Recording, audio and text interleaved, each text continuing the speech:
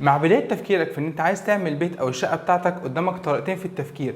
الطريقة الاولى وهي ان انت تبدأ شغل على طول وكل مشكلة تحصل تحاول تحلها في البند اللي بعده، او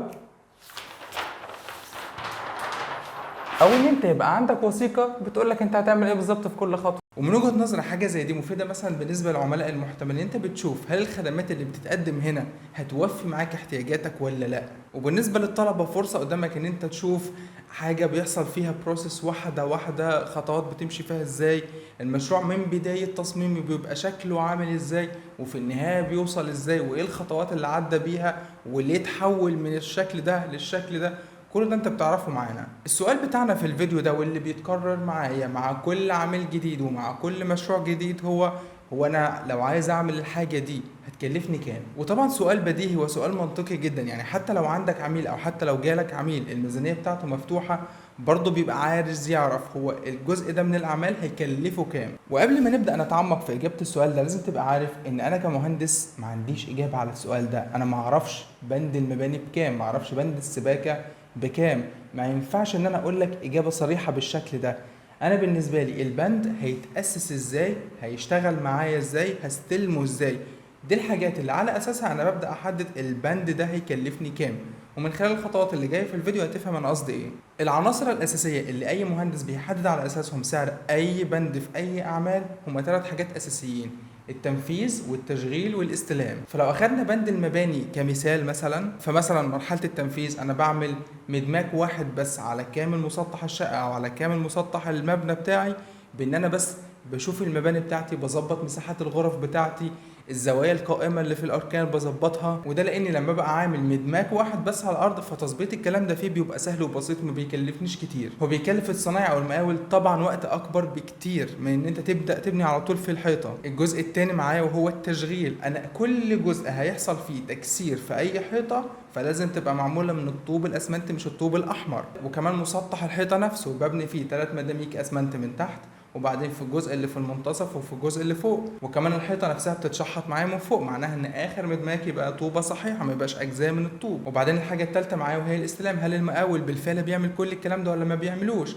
العراميس بتاعه المباني هل هي منتظمه ولا مش منتظمه؟ وغيره طبعا من البنود المختلفه في الجزء ده. وطبعا بقى واضح بالنسبه لك ان حاجه زي دي مختلفه تماما عن ان انا هجيب الطوب بتاعي والاسمنت والرمل وهنبدا نشتغل وكل حته تطلع لوحدها، وفي الاخر بتاع النقاشه هتيجي يتكلموا في العيوب اللي موجوده هيقول لك ده عيوب المحاره، بتاع المحاره هتبقى بيتكلموا عن العيوب اللي موجوده هيقول لك ده عيوب المباني، وهكذا اللي بعده واللي بعده واللي بعده. مشاكل عمرها ما تخلص وعمرها ما تتعالج من البند اللي بعده. فانا بالنسبه لي علشان احسب للعميل بتاعي واديه الرقم النهائي ما دخلوش في تعقيدات صعبه شويه ورخمه، فاحنا هنخلينا مكملين مثلا مع بند المباني كمثال. فانا لو عندي مثلا شقه 150 متر، فالشقه دي هتحتاج مني في المقاسات العاديه والمتعارف عليها في الطوب حوالي 57 قالب في المتر. فانا الشقه دي هتحتاج معايا في حدود ال 15000 طوبه، طبعا على حسب انا هعمل حوائط كلها كامله ولا هيبقى فيها اجزاء بار وغيره. والاسمنت طبعا من 3 ل 4 شكاير اسمنت لكل 1000 طوبه. والرمل حوالي 60 سم او 75 سم مكعب لكل 1000 طوبه. يعني بالنسبه للشقه ال 150 متر حوالي 11 متر مكعب رمل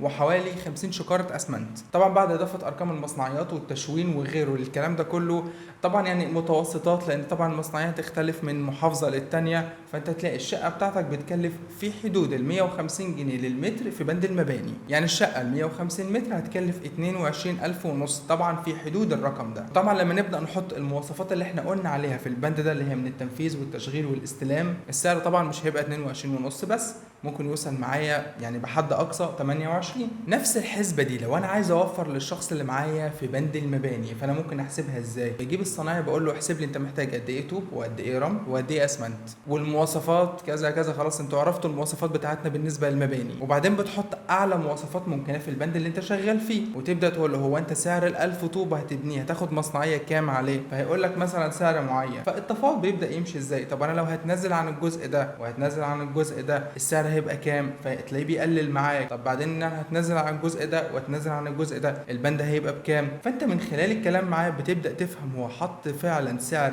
غالي جدا وعمال يأثر في اجزاء صغيره بسيطه ملهاش لازمه، ولا فعلا هو حاطط سعر فعلا هيوفي معاك الشغل بتاعه. ومن هنا بيبدا يتفتح قدامك اكتر من سكه تمشي فيها مع المقاول او الصنايعي في البند ده. طريق مثلا منهم لو قلنا ان ال1000 طوبه ب 4000 جنيه، طريق مثلا هنفترض مثلا ان سعر ال1000 طوبه المصنعيه بتاعتها ب 4000 وانا عندي 57 طوبه في المتر، فيبقى كده ال1000 طوبه هتعمل معايا 17.5 متر. وبعدين لما اجي اقول مثلا ان 4000 على 17 متر ونص، يبقى انا كده عندي المتر الواحد ب 230 جنيه، فانا كده عندي كل متر في متر على الحيطه هيكلفني 230 جنيه مصنعيه. فانت من هنا بتبدا تتفاوض مع المقاول على سعر المتر المسطح في الشغل هيبقى بكام. لو خليت السعر ده مثلا قللت 15 جنيه بس في المتر، وعشان تعرف ال 15 جنيه دي ايه لازمتها، لو كملت على المثال بتاع الشقه ال 150 متر انا عندي فيها 15000 طوبه، يعني حوالي 260 متر مسطح مباني. فانا لو ضربت 260 متر مسطح في 15 جنيه ووفرتهم في كل متر، فانا كده وفرت للعميل بتاعي ما يقرب من 3900 جنيه، حوالي 4000 جنيه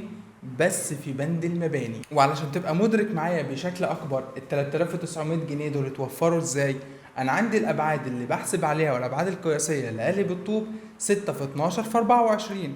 المقاسات الفعليه لقالب الطوب اللي بتجيني حوالي 5.5 في 9 في 19. معنى ان ابعاد القالب الواحد بتقل في المتر المسطح في المباني، معناها ان المتر المسطح ده بقى بيشيل عدد اكبر من قوالب الطوب، وبالتالي هفرد مساحات اكبر من المباني والحوائط وكمان بسعر اقل.